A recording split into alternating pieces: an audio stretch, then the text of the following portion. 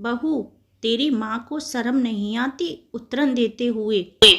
सपना जैसे ससुराल आई, अभी बेचारी बैठी भी नहीं थी कि सपना की सास बोली, क्या दे दिया रे तेरी माँ ने आज।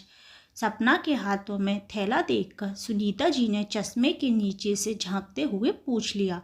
सपना ने एक बार थैली को देखा और हिचकते हुए सपना ने थैले में से निकालकर एक सूट अपनी सास सुनीता जी के सामने रख दिया। सूट को उलट पुलट कर देखते ही सुनीता जी की तो त्योड़ियां चढ़ गईं। ये सूट तो पहना हुआ लग रहा है।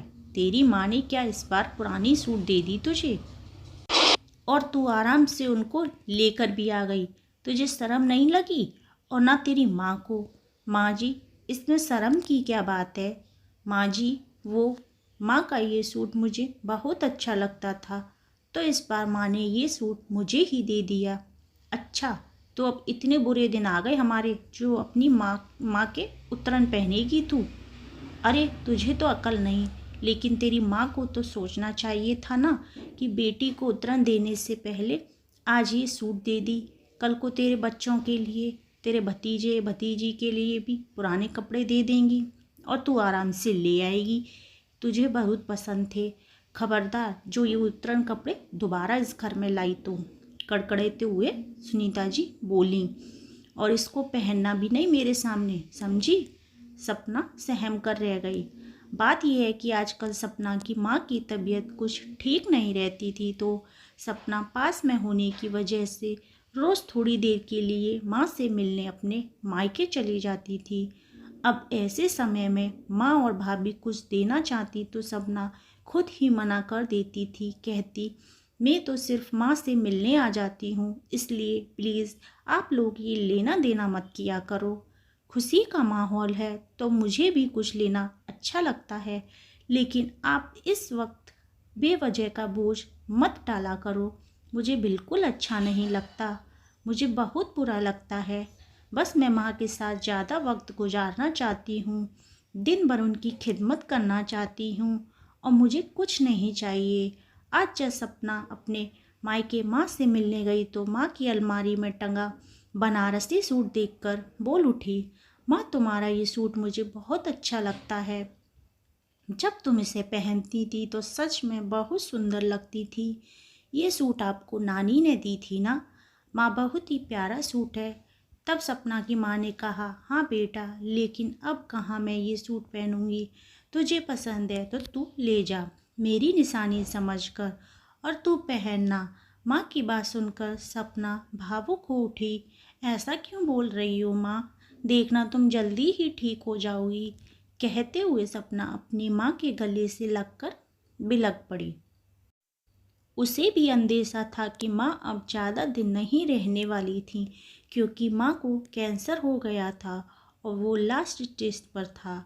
बहुत डॉक्टरों को दिखाया, लेकिन सबका कहना यही था कि अब कोई फ़ायदा नहीं ऑपरेशन का भी, क्योंकि उम्र भी हो गई है और लास्ट स्टेज भी है। तो बस आप लोग सेवा करें जितने दिन भी हैं। वापस आते वक्त माँ ने सपना के थैले में वो सूट डाल दिया, लेकिन जिस सूट को सपना माँ की निशानी समझकर लाई थी, वो उसकी सास को सिर्फ उतरन ही नजर आ रही थी, और उन्होंने बिना सोचे समझे सपना की बेइज्जती कर दी। सपना का मन खिन्न हो गया था। उसने ठान लिया था कि अब वो कभी अपनी माँ की कोई चीज़ लेकर नहीं आएगी। जहाँ सिर्फ पैसों का मोल है, भावनाओं का नहीं, वहाँ कुछ लाने का क्या फ़ायदा। कुछ दिनों बाद ही सपना की माँ चल बसी। पूरे परिवार में शोक का माहौल था।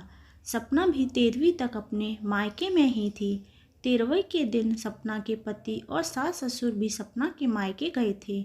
सारा काम निपटने के बाद सपना जब विदा होकर वापस ससुराल जाने लगी, तो सपना की भाभी माँ की अलमारी से निकालकर माँ के जेवर सपना को देते हुए बोली, दीदी, माँ ने कहा था कि यह आपको दे देना है। आप इस घर की बेटी हैं, इसलिए आपका भी हक बनता है। माँ ने मुझे भी दिया और कुछ जेवर आपके लिए भी रखे थे। दीदी, आप इसको अपने साथ ले जाएं। सपना की आंखें झलक आईं। खुद को संयत करते हुए वो बोली, नहीं भाभी, माँ नहीं हो तो क्या हुआ, अब आप सब ही मेरा मायका है। आप सब तो हैं, मेरे साथ हैं, तो मुझे किसी निशानी की कोई ज़रूरत नहीं है। ये बाकी के जेवर आप पहन लो, क्योंकि माँ की छवि अब मुझे आप में ही नज़र आएगी। अब आप ही मेरे लिए माँ की जगह हो। भाभी, इसको आप पहनोगी तो मुझे आप में माँ दिखेंगी। कहते हुए सपना ने वो जेवर अपनी भाभी के हाथों में दे दिए। पास खड़ी सपना की सास और पति भी देख रहे थे, लेकिन कुछ नहीं कह पाए। सास को तो सपना पर बहुत गुस्सा आ रहा था। घर आते ही सपना की सास बिखर गई। भला इस वक्त भी कोई मना करता है लेने से? इस वक्त तो बेटियों को देने से माँ की आत्मा को शांति मिलती है। जब अपने मन से वो दे रहे थे तो क्या ज़रूरत थी मना करने की? बाकी के सारे गहने तो उस भाभी के पास ही तो रहने थे। तू अपना हिस्सा ले लेती, कभी ना कभी काम तो आ ही जाता। लेकिन तू बड़ी दानी निकली, उसको भी दान कर आई। सास की बात सुनकर आज सपना के मन का दर्द शब्द बनकर होठों से निकल पड़े। क्यों माँ जी, मैं भला माँ की उतरन इस घर में कैसे ले आती? आपने ही तो कहा था कि आइंदा कभी मायके से उतरन लेकर मत आना। वो सूट तो माँ ने मुश्किल से 2-4 बार पहना था, लेकिन वो जेवर तो माँ हमेशा पहने रखती थी। फिर वो उतरे हुए जेवर में कैसे ले आती? माँ जी, आप अपनी कही बात ही भूल गई। माँ जी, लेकिन मुझे आपकी कही हुई बात याद थी और मैंने आपकी ही बात का भरम रखा कि कहीं दोबारा से आपको बुरा ना लगे कि मैं फिर से अपनी माँ की उतरन ले आई। बोलकर आंखों में आंसू लिए सपना अपने कमरे की तरफ बढ़ गई और सास निरुत्तर सी देखती रह गई, लेकिन मन ही मन बड़बड़ाती रही, भला गहने भी कभी उतरन होते हैं? मुझे क्या खुद ही अपने पैरों पर कुल्हाड़ी मारे तो मारे। बेवकूफ़ कहीं की, बड़ी दानी बनी, बाद में खुद ही पछताएगी जब भाभी भाई पूछेंगे नहीं। मुझे क्या? सपना की सास बड़बड़ाती रही, लेकिन सपना को अपने किए पर पछतावा नहीं था, बल्कि वो खुश थी, क्योंकि भाभी में ही उसको अपनी माँ की छवि दिखती थी और माँ बाप के बाद तो मायका भाई और भाभी से ही होता है। दोस्तों, कैसी लगी छोटी सी कहानी कमेंट में ज़रूर बताइएगा। चैनल को लाइक शेयर सब्सक्राइब भी कर दीजिएगा। Thank you.